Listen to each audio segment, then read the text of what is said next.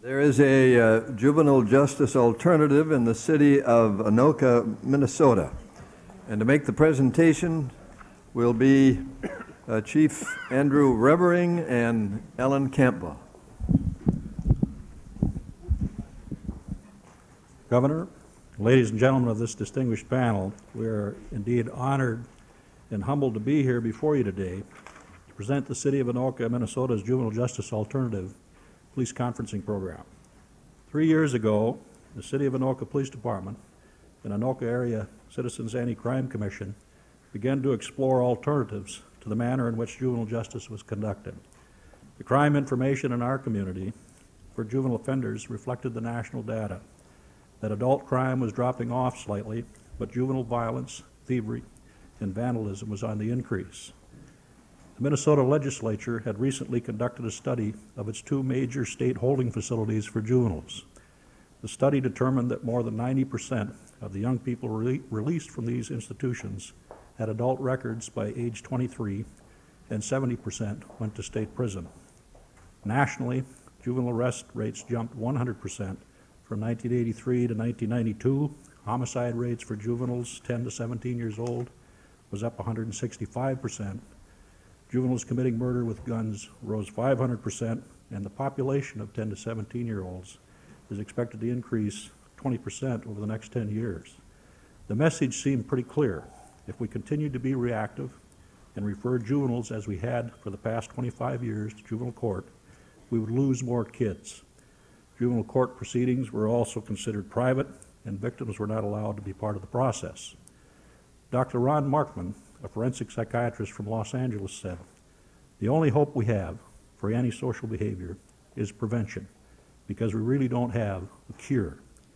Our goal was to develop a proactive, preventative process based on the concept of restorative justice, a concept which views crime as an offense against the victim and the community, not against the state.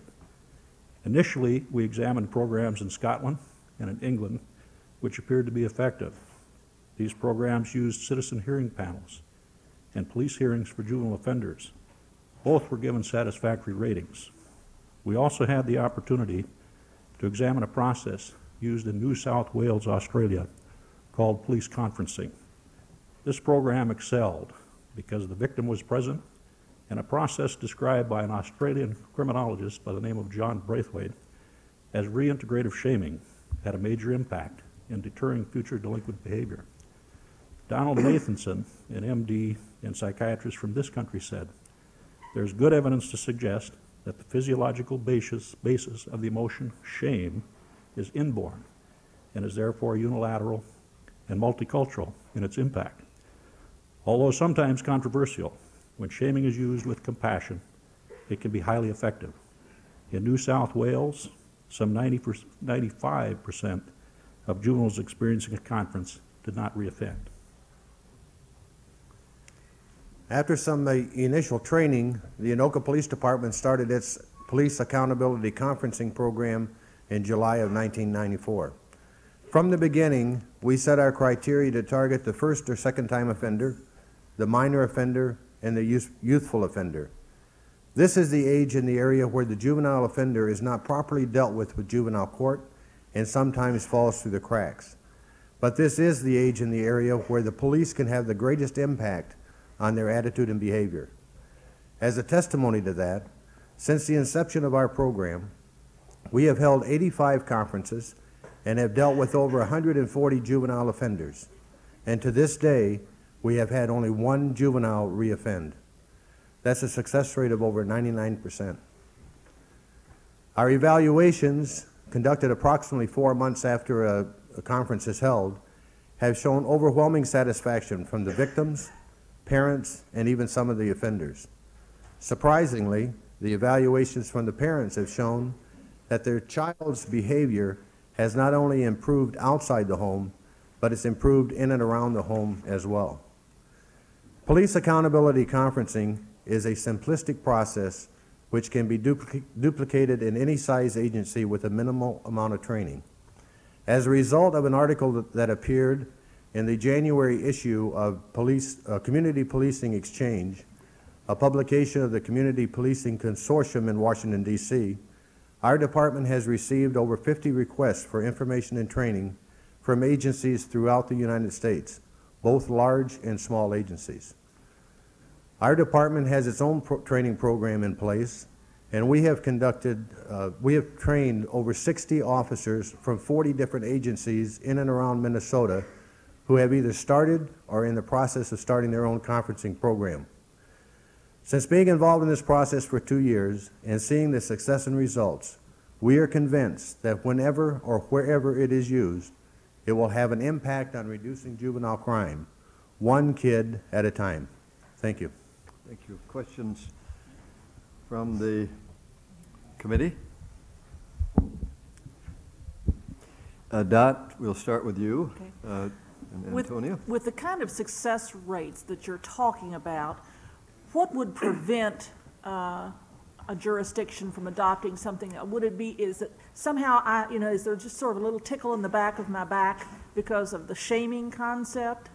What would prevent a jurisdiction from actually wanting to do a replication? Surprisingly, the shaming process wasn't the concern when we started the process in our community. It was more a concern of the police jumping out of their role as criminal apprehenders and into the role of corrections who are supposed to deal with young people after they've been apprehended. Our argument to that was that we also have a crime prevention role and have to do something on the front end of the system before kids get into the process. Now, we were effectively able to argue that because a former county attorney also sits on our anti-crime commission, and he was really the culprit responsible 25 years ago that caused us to start referring them all into the juvenile justice system in the first place. And then decided, we got to change this, it's not working, and was very forceful in making this happen. You said that you looked at 2 other programs that were really mostly peer council conferencing or peer group work, and you said those were successful, but not as successful as what you finally latched on to. That's correct. We actually traveled to Scotland and spent some time looking at a program that used citizen panels that acted as a tribunal, a 3-member tribunal that sat in judgment of delinquent offenders. They'd done away with their juvenile justice system, which is very much like this country's, and instead put these children's panels in place. They were very pleased with the way the children's panels worked in Scotland. We also looked at the police hearing process, which took place down in England. That was a satisfactory process also. And in fact, when we came back to Minnesota, we started to put those 2 processes together and attempt to place that in our community. But then we had an opportunity to hear Sergeant Terry O'Connell from the New South Wales Police Department, a 13,000-member organization, talk about police conferencing. And when he talked about the fact that the victims were present and something called reintegrative shaming was being used to change behavior, it was like a light bulb went off. 2 questions are pending. Questions, Antonio and David. And Jack. My concern or my question is, could this type of program work in large jurisdictions such as Los Angeles, New York, Chicago?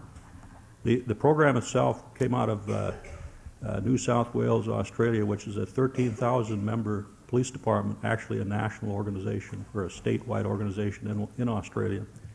And they took it from New Zealand, where it's tribal, and we've implemented in this small department.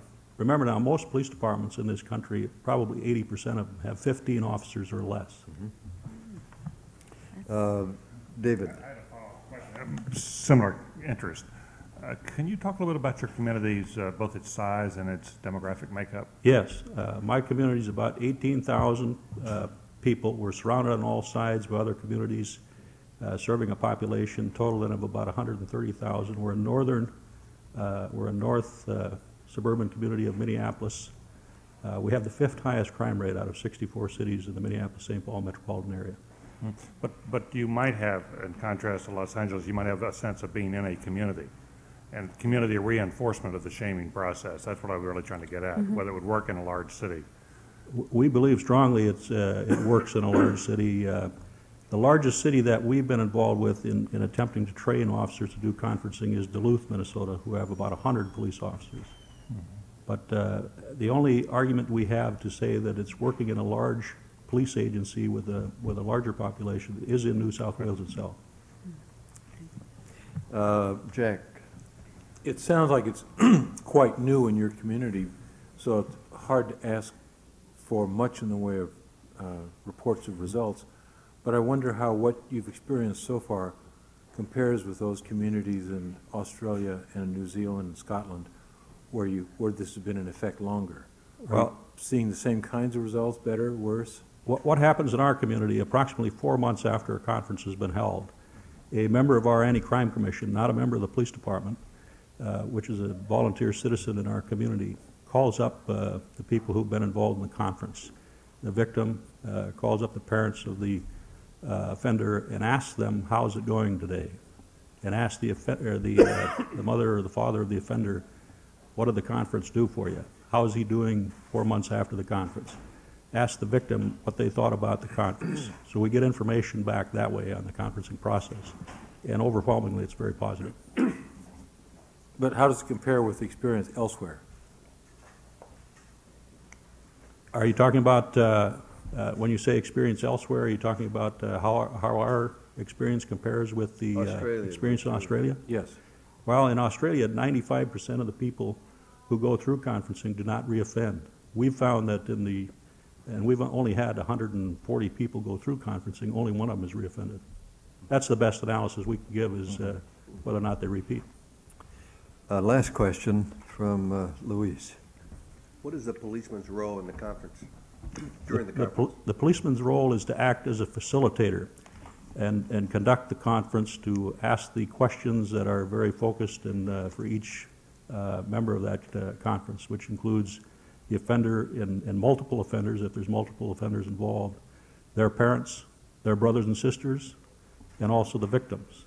So they merely go through and ask the questions, and by the end of the conference, which lasts about an hour and 20 minutes to an hour and 30 minutes, they bring everyone back together and they decide together what this young person is going to do to amend the harm he caused.